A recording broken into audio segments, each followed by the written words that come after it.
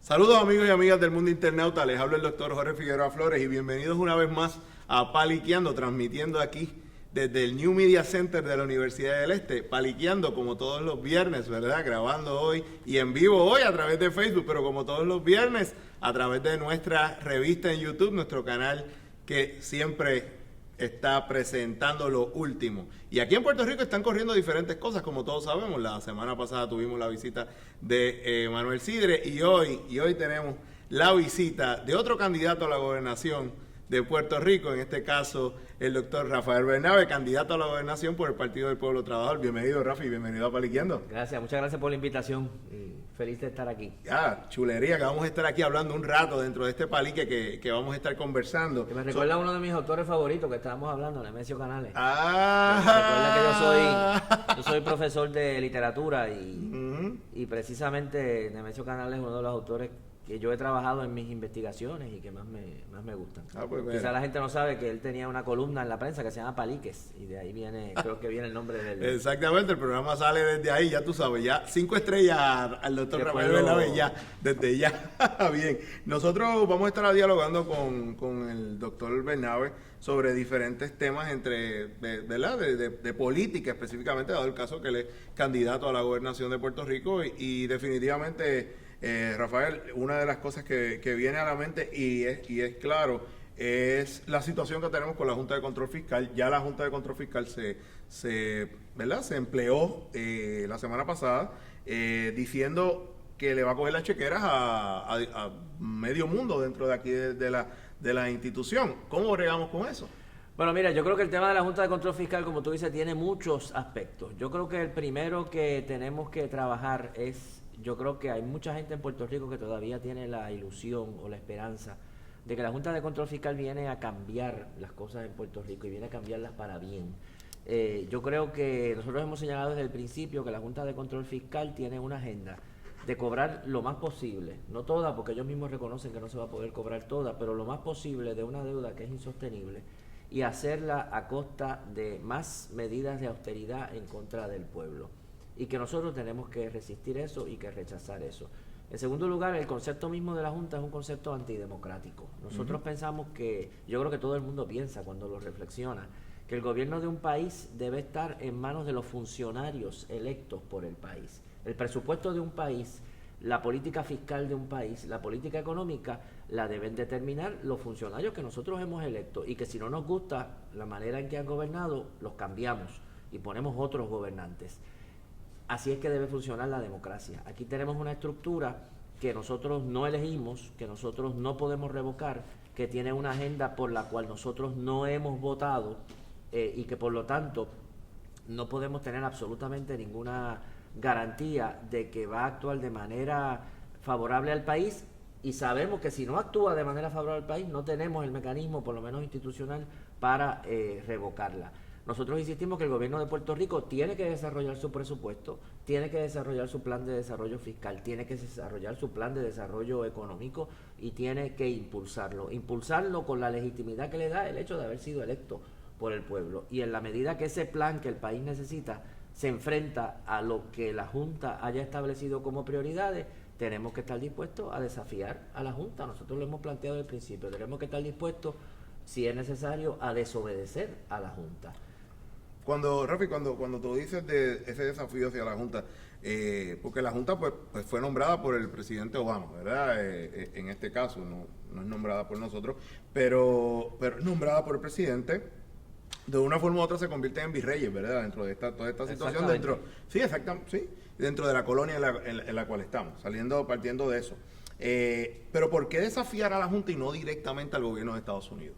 Bueno, yo creo que no es una u otra, yo creo que hay que hacer ambas cosas. ¿En qué sentido? Nosotros tenemos que desafiar a la Junta porque, como te dije, es una estructura antidemocrática. Tenemos que desarrollar nuestra propuesta de cómo renegociar la deuda, que para nosotros incluye la auditoría de la deuda, anular la parte de la deuda que se demuestre que es ilegítima o ilegal y renegociar el resto en términos de preservar o proteger nuestras pensiones, nuestros servicios públicos y los recursos que necesitamos para el desarrollo económico. Y necesitamos una política económica de empezar a recuperar las ganancias que hoy se fugan de Puerto Rico. Y tenemos que impulsar eso.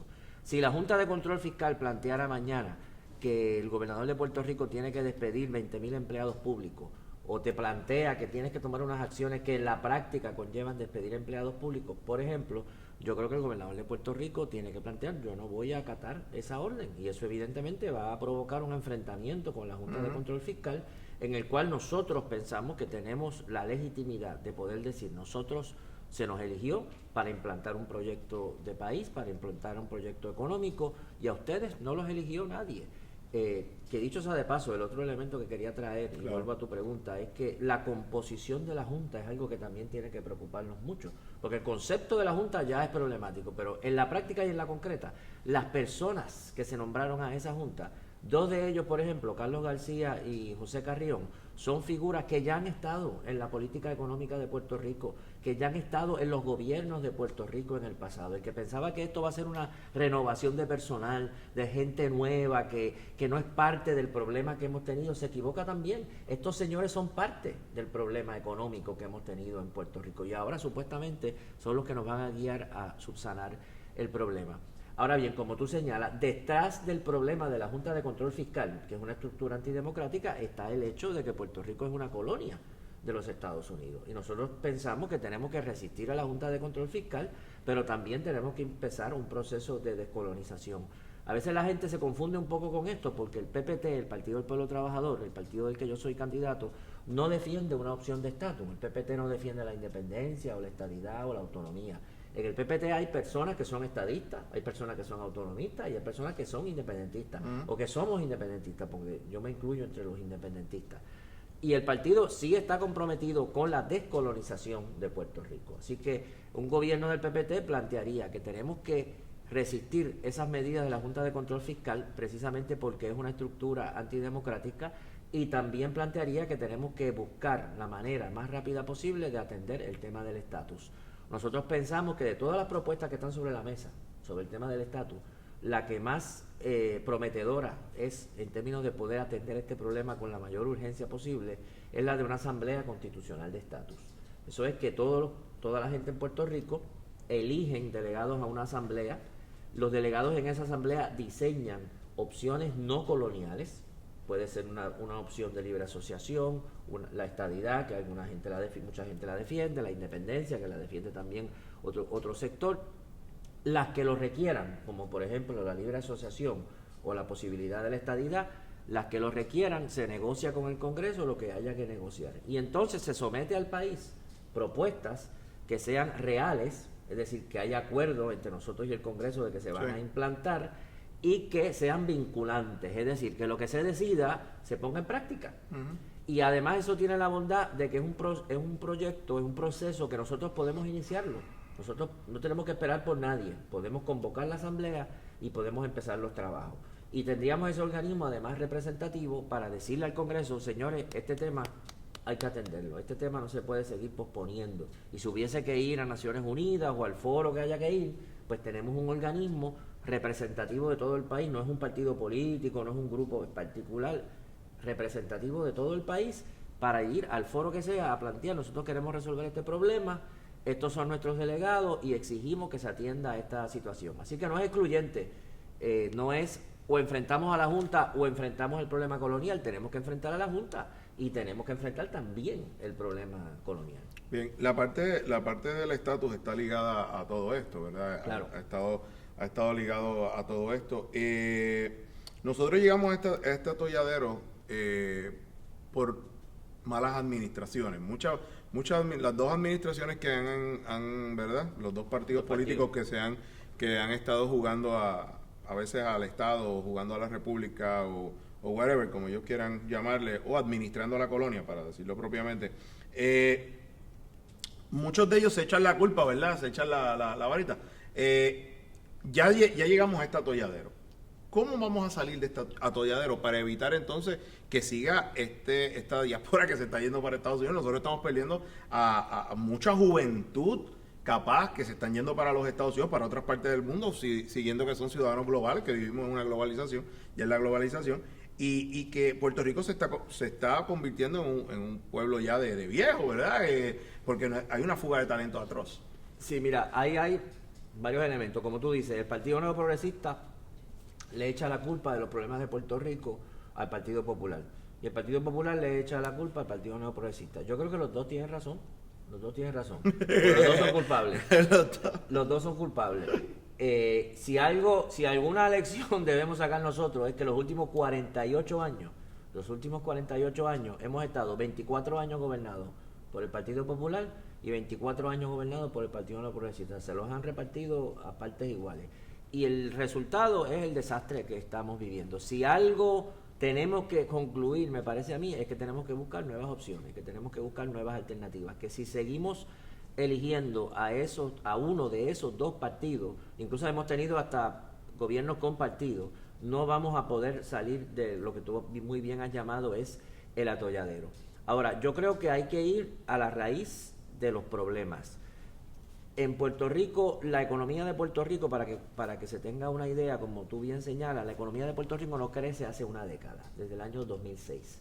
Desde el año 2006 se han perdido en Puerto Rico, según las cifras oficiales, 270,000 empleos se han perdido en Puerto Rico, que eso es más o menos una quinta parte, 20% de los empleos que existían en el 2006. Es decir, desde el 2006 para acá hemos perdido una quinta parte de los empleos. Y como tú dices, esas cifras lo que registran es un desastre social brutal.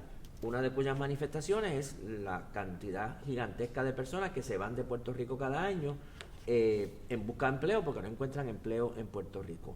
La gran ironía es que a la misma vez que Puerto Rico está en esa situación tan terrible, cada año en Puerto Rico se generan o se declaran por lo menos alrededor de 35,000 millones de dólares en ganancias de empresas que operan en Puerto Rico. Y la mayor parte de esa ganancia se va fuera de Puerto Rico. Tenemos que lograr que una parte mayor de esas ganancias que hoy se fugan, y ningún gobierno ha estado dispuesto a tocar realmente ese tema. El Partido Nuevo Progresista, en un momento dado, por la gravedad de la crisis fiscal, bajo el gobierno de Luis Fortuño, colocó una pequeña impuesto a esas ganancias que se van de 4%, que es una cantidad bastante baja, y nada más con ese 4% ya genera casi como una quinta parte de los recaudos del gobierno de Puerto Rico, nada más el 4%. Nosotros planteamos que ese 4% debe ser mayor.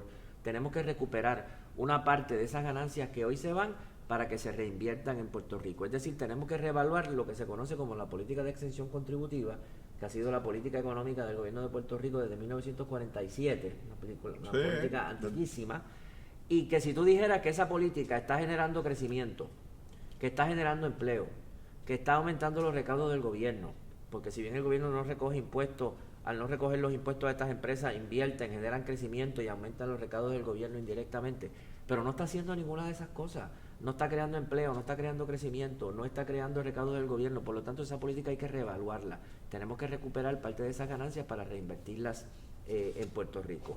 Yo creo que si no estamos dispuestos a tocar ese ángulo de la situación, no vamos a poder salir del atolladero que tú dices. Más allá de eso, hay una infinidad de medidas que hay que tomar. El sector público en Puerto Rico hay que transformarlo. El problema no es que sea demasiado grande, como se dice muchas veces, no es que haya demasiados empleados públicos.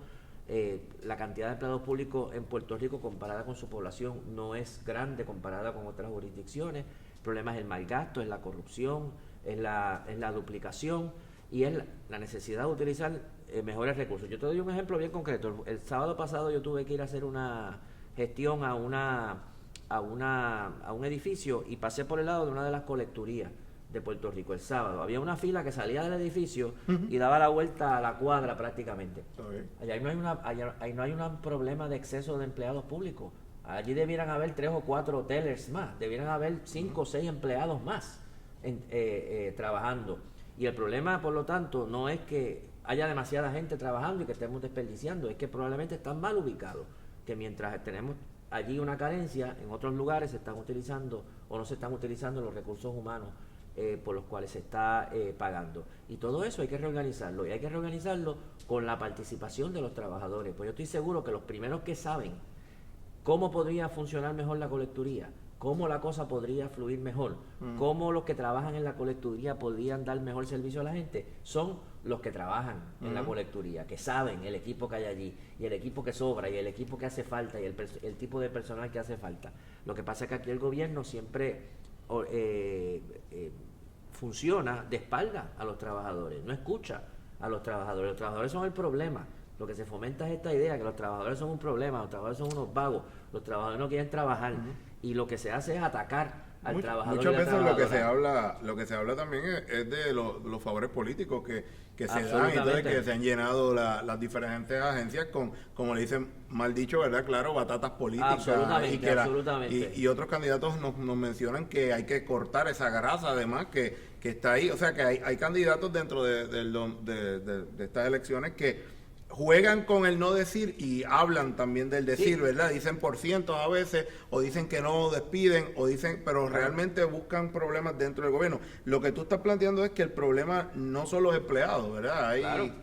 Como en el gobierno, como en cualquier estructura del mundo, hay empleados buenos, regulares y malos, ¿verdad? El problema es que tú estés haciendo generalizaciones. Necesitamos hacer un cambio del sistema público en Puerto Rico, en las escuelas públicas, en las agencias de gobierno, en las corporaciones públicas. Y lo que nosotros estamos planteando es que sea un cambio democrático, participativo, que la gente que trabaja en esos procesos, que son los que conocen cómo funcionan, puedan participar en reorganizar todos esos procesos. Y tenemos que tener mecanismos como en todas las estructuras del mundo, de todos los países del mundo, de que si una persona está nombrada para un puesto y no cumple con lo que su contrato de empleo dice, si falta todo el tiempo, si no cumple, si no tiene los requisitos, pues evidentemente hay que sacar a esa persona de ese puesto. Pero eso no es una política de despido, eso es una política de evaluación, eso es una política de contratación adecuada, de que las personas que tú contratas están capacitadas para lo que tú los contrataste. No es una política de aquí hay 30.000 empleados públicos de más, vamos a votar 30.000 empleados públicos, que es lo que se ha hecho en Puerto Rico y lo que se ha hecho en muchas agencias. Eso no tiene ningún sentido. No tiene sentido desde el punto de vista de la justicia social, porque se está privando a la gente de servicios que necesita, y no tiene sentido desde el punto de vista económico. Una de las cosas, yo te dije que se habían perdido en Puerto Rico 270.000 empleos desde el 2006 para acá. De esos 270.000 empleos, 90.000, 88.000 para ser exacto, 88.000 son empleos públicos que se han eliminado. Aquí se habla mucho de gigantismo gubernamental, pero la realidad es que en los últimos 10 años se han eliminado 90.000 empleos públicos en Puerto Rico. O sea que el gobierno se ha estado reduciendo. Y como tú has visto, la reducción del gobierno no ha provocado un crecimiento económico, ni que la economía reviva. Ese no es el problema que tiene Puerto Rico. El problema de Puerto Rico no es el gigantismo gubernamental, que siempre la gente a veces como que se enfoca en eso, como que ese es el problema fundamental. El problema de Puerto Rico es que tiene una economía que genera riqueza, y la riqueza que genera se va fuera del país. Si queremos generar más riqueza, tenemos que lograr que la que ahora se va se quede en el país y se pueda reinvertir en el país. Si no tocamos ese ángulo, podemos hacer todos los planes que querramos, porque a veces yo oigo los otros candidatos, vamos a hacer un plan para promover la tecnología en las escuelas, y vamos a hacer un plan para incentivar las pequeñas empresas, y vamos a hacer un plan para X o Y cosas. Todas esas cosas están magníficas, yo estoy de acuerdo. Pero si tú no tienes los recursos económicos para financiar eso, pues puedes hacer todos los planes bellos del mundo y se oye muy bien cuando tú lo dices frente a la cámara, pero no se va a poder materializar. Entonces, tenemos que ver cómo vamos a tener crecimiento económico, y no lo vamos a tener a menos que atendamos ese problema de lo que yo y otra gente muchas veces hemos llamado la fuga de ganancias. También tenemos un problema, como bien estamos señalando, sobre la desigualdad, ¿verdad? Ahí la justicia social, aquí no hay justicia social real, dentro de todos los proyectos cada vez se ven más amplios. El sistema educativo de Puerto Rico, específicamente el Departamento de Educación, sigue demostrando que va para atrás en vez de ir para adelante. Plazas de maestros que no se han llenado, niños que tienen que irse a sus casas y no reciben la educación. ¿Por qué? Porque no han contratado, no han habido unos procesos. Existe un problema grave dentro de educación, y como todos sabemos, un pueblo que no recibe la educación, pues es un pueblo que no echa hacia adelante. Dentro de estas propuestas que ustedes en el Partido del Pueblo Trabajador proponen para trabajar dentro de la educación, específicamente con la K-12, ¿verdad? Con el K-12. Existe temas relacionados a educación, perspectiva de género, Claro. todas estas cosas. Sí, mira, llego a la perspectiva de género, pero la primera parte de tu claro. intervención, que es muy importante, el problema de la desigualdad. Para nosotros eso es un tema fundamental. Una de las maneras en que tú puedes ver eso en Puerto Rico es que nosotros pensamos que el país, para poder desarrollarse económicamente, tiene que ser más productivo. Eso está claro. Sin embargo, cuando tú escuchas muchas veces a los sectores empresariales, sobre todo, y tengo que decirlo porque esa es la realidad, hablar de productividad, inmediatamente detrás vienen con planteamientos de que hay que reducir el salario mínimo a los jóvenes, por ejemplo, como quizá está planteando la Junta de Control Fiscal. Sí, que básicamente, rápido, perdona que te interrumpa, con eso que ha dicho también en el media, que verdad que se estaría recortando como tal, un joven no pudiera comprarse ni siquiera un hamburger. Eso es una barbaridad. Pero lo proponen, igual de bárbaro que sea. Pero también te plantean, por ejemplo, reducir la paga overtime, facilitar el despido, reducir los derechos a días de vacaciones, toda una serie de medidas que no aumentan la productividad. Lo que hacen es empobrecer al trabajador, lo que hacen es explotar más al trabajador. Entonces aquí muchas veces se confunde aumentar la productividad con aumentar la explotación y aumentar la desigualdad. Yo te doy un ejemplo concreto. Hace varios años, con la teoría de que eso iba a generar empleos en Puerto Rico, se eliminó la paga doble en domingo. Cuando tú trabajabas en domingo, tenías derecho a paga doble. Sí, pues vamos a eliminar la paga doble en domingo, y entonces eso va a llevar a que haya más inversión de actividades en los domingos y haya más empleo. Los empleos no aparecieron por ningún sitio. Lo único que surgió fue que ahora los trabajadores en domingo ganan menos y sus patronos ganan más, y aumentó la desigualdad. Entonces, nosotros lo que insistimos es que el país no va a prosperar aumentando la desigualdad. Tenemos que aumentar la productividad, tenemos que producir más, tenemos que lograr inversiones para que tengamos más tecnología para producir más eficientemente. Pero que esa riqueza que se genera con la mayor productividad se distribuya equitativamente. No queremos mayor productividad y mayor desarrollo para que unos pocos se enriquezcan y la mayoría se empobrezca. En el caso que tú estabas señalando de la educación, nosotros tenemos una serie de propuestas para transformar la educación en Puerto Rico. El criterio yo te lo resumiría diciendo que las escuelas nuestras deben enseñar democracia y deben funcionar democráticamente. Y enseñar democracia quiere decir, entre otras cosas, combatir todas las formas, crear ciudadanos que salgan de nuestras escuelas, crear personas que salgan de nuestras escuelas, que estén comprometidas con la lucha, con la eliminación de todo tipo de prejuicio, todo tipo de estereotipo excluyente, todo tipo de discriminación, todo tipo de forma de opresión. Una de las maneras de opresión más evidentes y más antiguas que existe es precisamente las formas de opresión o de discriminación en contra de las mujeres. A veces la gente piensa que ese problema ya no existe. Ese problema existe todavía. Basta mirar la legislatura nuestra. La legislatura nuestra, creo que el 17% de los representantes y senadores son mujeres. Sí. Las mujeres son el 55% de la población. Si no hubiese discriminación, cerca del 50% de nuestros legisladores serían mujeres. Así que entonces, evidentemente, si solo 17% es porque todavía existen una gran cantidad de estructuras que excluyen a las mujeres, que limitan las oportunidades de las mujeres, que justifican que las mujeres no estén participando, que justifican la violencia en contra de la mujer y la promueven. Así que nosotros estamos a favor de que en nuestras escuelas se eduque a las nuevas generaciones en términos de que las mujeres tienen igual derecho que los hombres, tienen igual potencial que los hombres, que no hay profesiones de hombres y profesiones de mujeres, que las mujeres pueden participar en todas ellas, que es importante que en los cuerpos directivos de cualquier institución estén debidamente representadas las mujeres. No digo los hombres porque los hombres ya están representados, hay que reconocer que hay una desigualdad. No, y el concepto básico, Rafael, equal job, equal pay. Ese es un concepto fundamental que todavía no existe, ¿verdad? Y sobre todo en el sector privado. En el sector público es más fácil de tú fiscalizar eso, ¿verdad? Y de tú estar seguro de que si una persona tiene el mismo puesto que otro, tengan igual paga. Pero en el sector privado no es así. En el sector privado pueden haber muchas empresas privadas en que hay una persona que tiene las mismas tareas que otra, pero el hombre, por las mismas tareas muy parecidas, tiene un salario mucho más alto.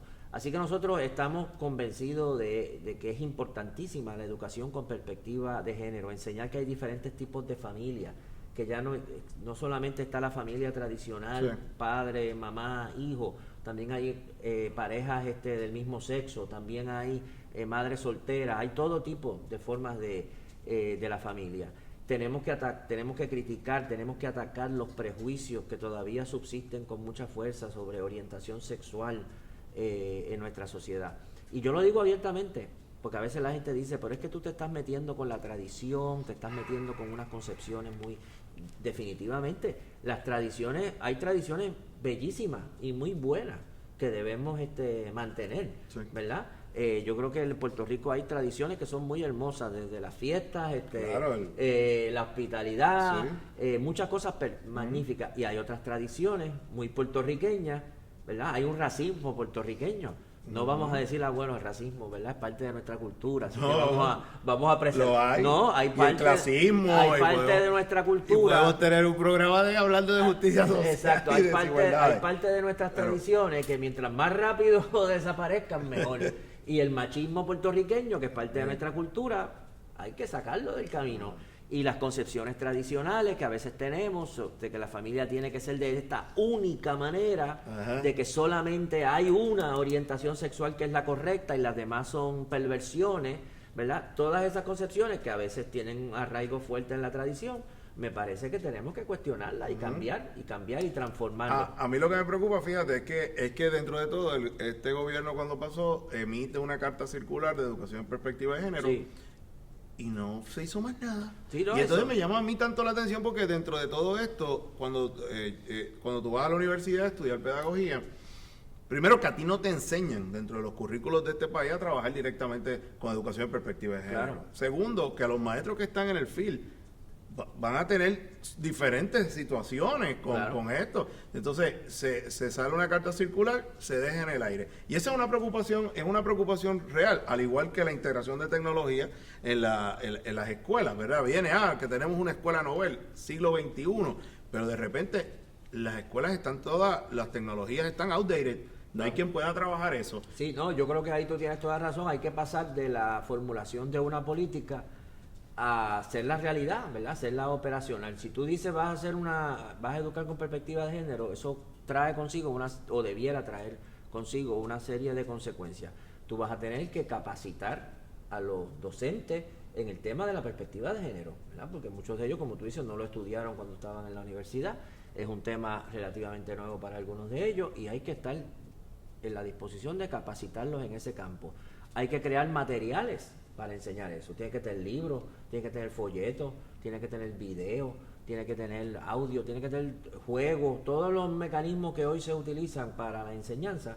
Tú tienes que crear materiales que se puedan utilizar para impulsar la educación con perspectiva de género. Y tú tienes también que tener vamos a decir, los programas o los proyectos, si tú lo vas a hacer a través de una clase en que esto se discute particularmente, o si van a haber algún tipo de actividades que tú has diseñado, unos módulos para que la gente pueda interactuar y hablar sobre el tema de género, o si lo vas a integrar en las clases de estudios sociales o lo que sea. Es decir, tú tienes que entonces ver cómo tú vas a diseñar las actividades, los programas para hacer eso. No basta con decir una carta circular, ahí va, ¿verdad? Implementen la perspectiva de género. Eso me llama mucho la atención. Y entonces, todo eso tiene que haber un compromiso muy serio. Y tiene que haber también un compromiso muy serio con enfrentar, como te dije, la oposición que va a surgir de algunos sectores. Porque yo lo digo claramente, ¿no? Yo no trato de estar pescando votos con esto. Nosotros estamos para decir las cosas como son. Va a haber sectores conservadores que se van a oponer y que van a poner el grito en el cielo. Bueno, ayer el Papa lo dijo. ¿sabes? El Papa ayer habló de eso. No Eso. no oí lo que dijo, pero El Papa dijo que había que prevenir eso, ese tipo de educación, que estaba en contra de la educación. Y estamos está bien, hablando ya de un estoy- Papa liberal. Pues ya estoy yo peleando con el Papa. Pues, Peleamos con quien sea. Excomulgado de gato. Peleamos con quien sea, porque nosotros pensamos que tenemos que dar una educación democrática y una educación participativa. Y van a haber sectores conservadores que van a tratar de imponer su perspectiva. Fíjate que nosotros lo que defendemos es la diversidad. Nosotros no te decimos a ti, tu familia tiene que ser de esta manera, y si no tienes esta familia estás mal. Nosotros lo que estamos planteando es reconocer que hay diferentes tipos de familias. Yo no te estoy diciendo cuál debe ser tu orientación sexual, estamos diciendo que hay una diversidad de orientaciones sexuales en el mundo y que tenemos que respetarlas todos, el afecto, el amor, la familia, eso viene de diferentes maneras, no hay un solo modelo y tenemos que abrir nuestro abanico para reconocer a todas esas formas que hay. Hay sectores muy conservadores que dicen, no, tiene que ser como yo digo, la familia tiene que ser como yo digo. Y nosotros estamos planteando, con todo respeto, nosotros pensamos que vivimos en una sociedad diversa y tenemos que ampliar, como dije, nuestra perspectiva educativa, nuestra perspectiva de gobierno. Y yo debo decir, ¿verdad?, que yo señalo los grupos conservadores, pero la realidad es que yo creo que en esto hemos avanzado tremendamente. Y es una batalla que estamos ganando poco a poco, pero la estamos ganando. Yo no soy tan viejo, cuando yo era niño. Yo tampoco, fue que se me cayó el pelo joven. Yo tengo 57 años. Cuando yo era niño, que era en la década del 60 y principios de los 70, ¿verdad?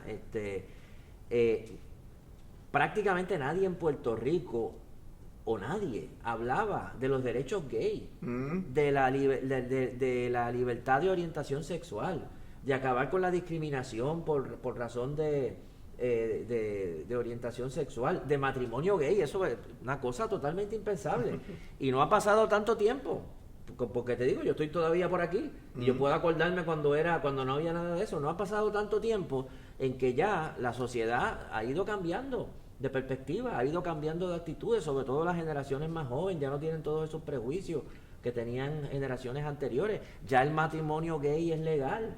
Todos estos cambios se han ido dando y yo creo que es muy positivo que se hayan ido dando y el Partido del Pueblo Trabajador está muy comprometido con una sociedad abierta, democrática, diversa, participativa, y parte de eso es la educación con perspectiva de género. Yo oigo con horror, yo no sé si con horror o con pena o con mezcla de los dos, uno de los candidatos a la gobernación, uno de mis contrincantes, para decir el nombre, para no estar dándole vuelta a las cosas, el candidato del PNP, Ricardo Rosselló,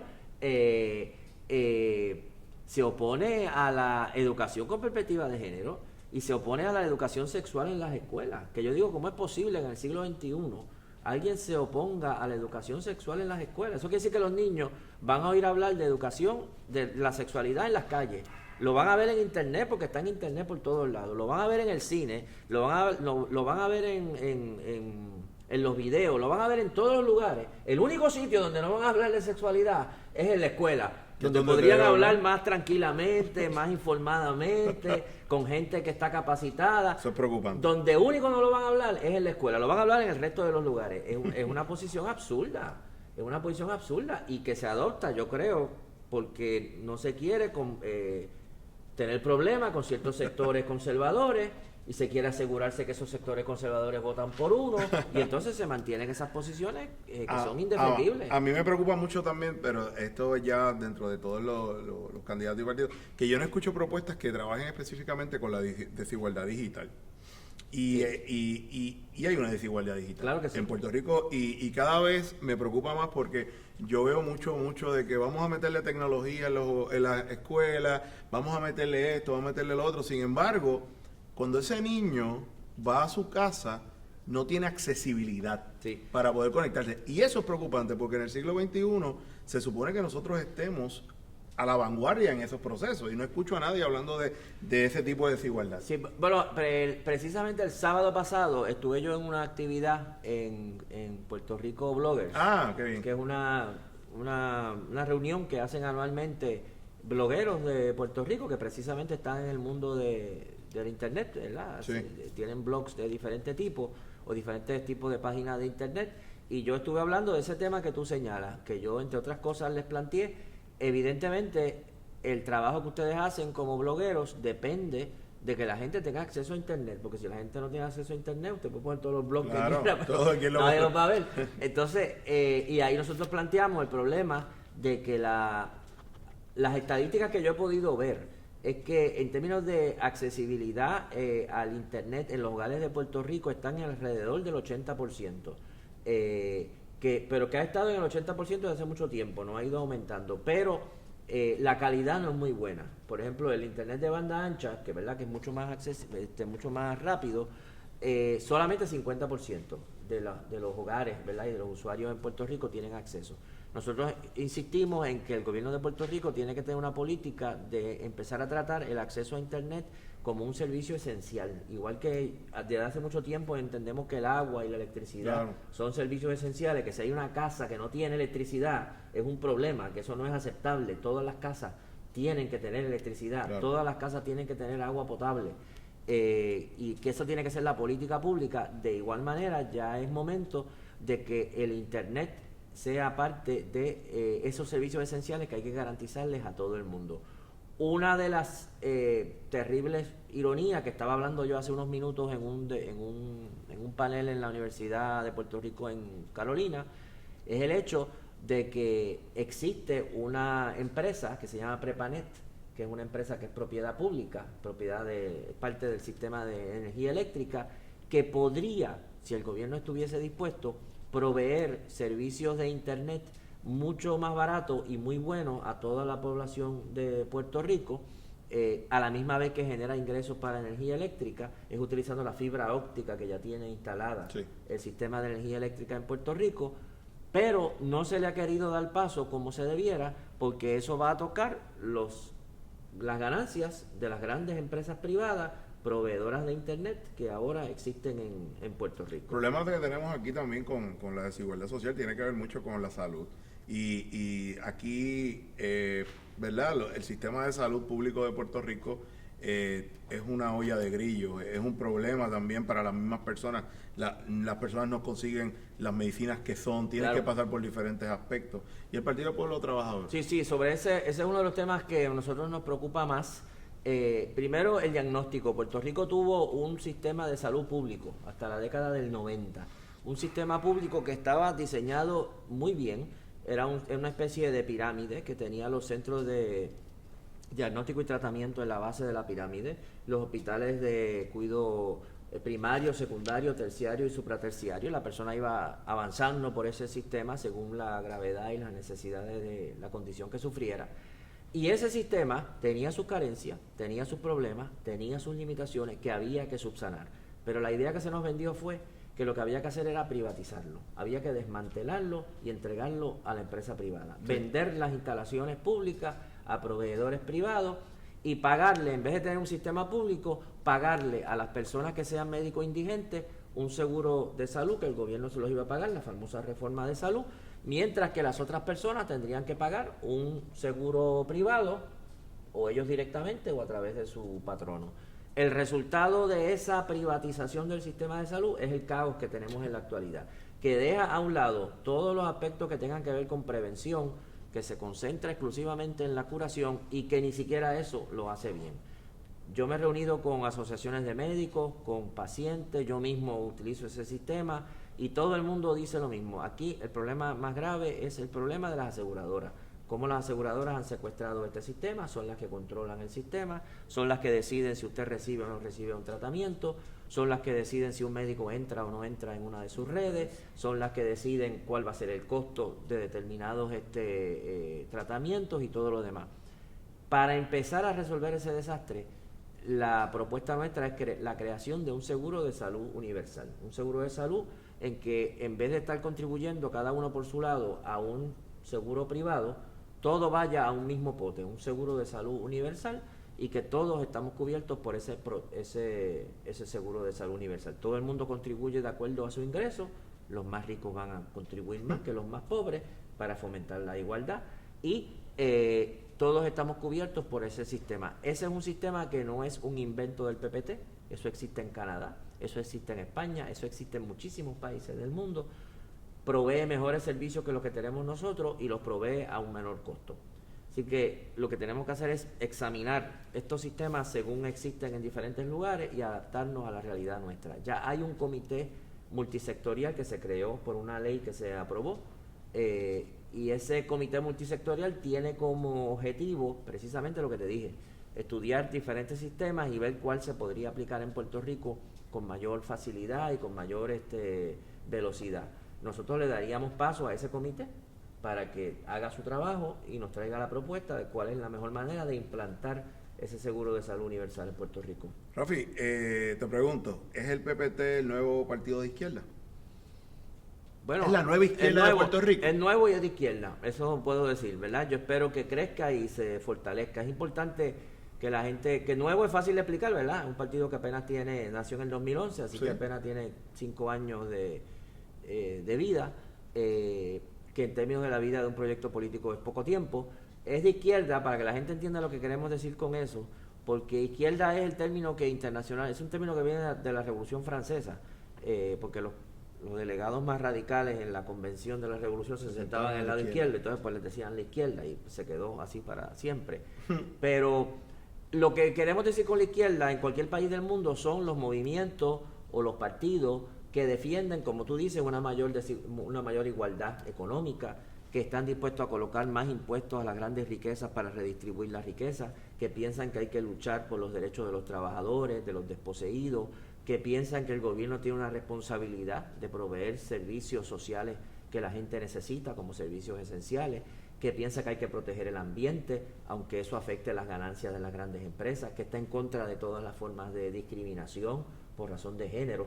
Los partidos que si tú vas a Francia y alguien dice este es un partido de izquierda, lo que quiere decir es eso, este es un partido que promueve la igualdad económica, que promueve los servicios esenciales gratuitos para todo el mundo, que promueve la lucha contra formas de opresión, que quiere más democracia, que la gente tenga mayor posibilidad de controlar a los funcionarios que han elegido. Así que desde esa perspectiva, definitivamente, el PPT es un partido de izquierda y es nuevo.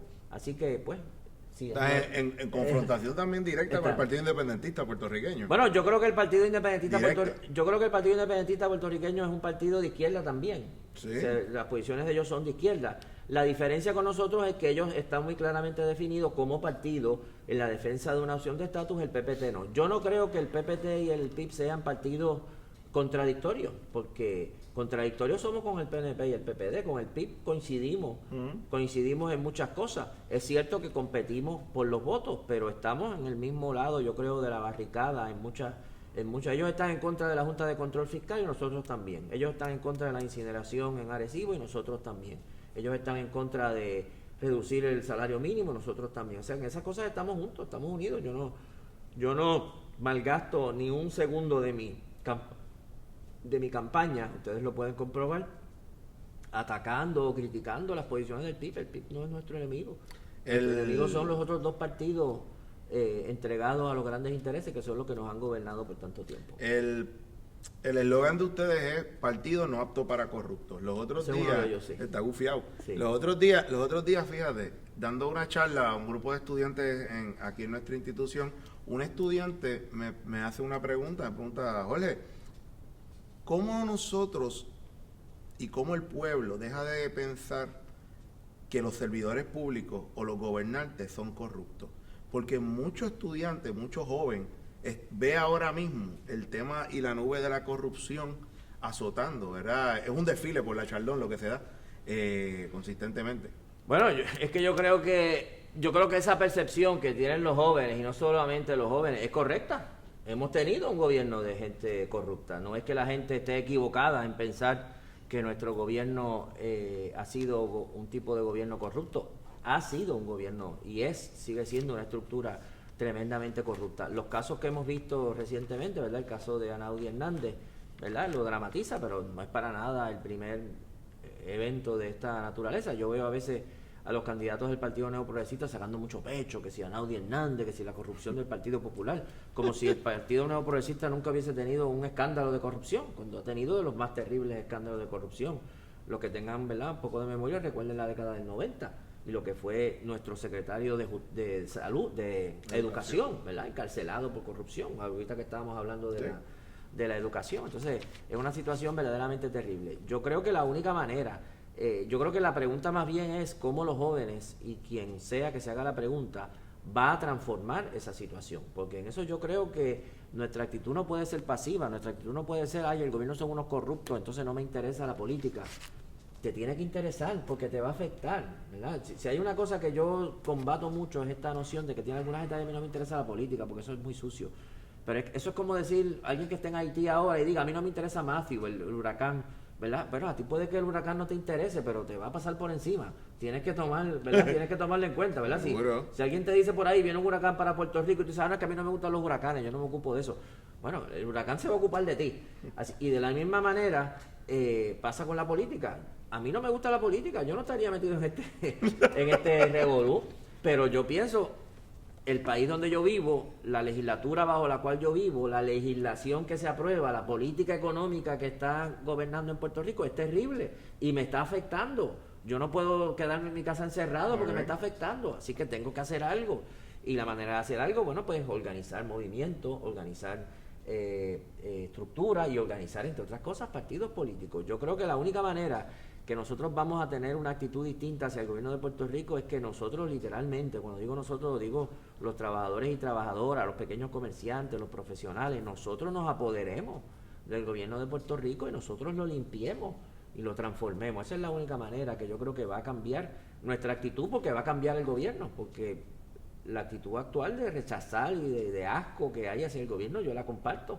Yo no estoy en la política porque piense que las cosas están bien en Puerto Rico. Si pensara que están bien, estaría leyendo Nemesio Canales, que es lo que a mí me gusta, y estudiando literatura, que es mi vocación, estudiando historia, que es lo que me gusta hacer. Si estoy metido en este proceso es porque veo que vivimos en una sociedad que gobiernan unos pocos, gobiernan unas políticas con unas políticas terribles, y la gran mayoría, que son los trabajadores, las trabajadoras, como te dije, los pequeños comerciantes, los profesionales, los que nunca han gobernado en Puerto Rico, tenemos que organizarnos para empezar a gobernar y empezar a transformar el gobierno. Bueno, doctor Rafael Bernabe, gracias por haber aceptado nuestra invitación aquí en Paliqueando, ¿verdad? Que ha estado todo bien chévere, ¿verdad? Dialogando contigo y viendo las posturas que tiene el Partido Pueblo Trabajador para el Puerto Rico del siglo XXI y ahora en este momento histórico en el cual estamos viviendo, ¿verdad? Que frente a una junta, una serie de cosas. Así que gracias por haber estado conmigo. Gracias, un placer. Bueno, mi gente, nos vamos la semana que viene en otro Paliqueando. Aquí estaremos. Ha sido el doctor Jorge Figueroa. Nos vemos luego.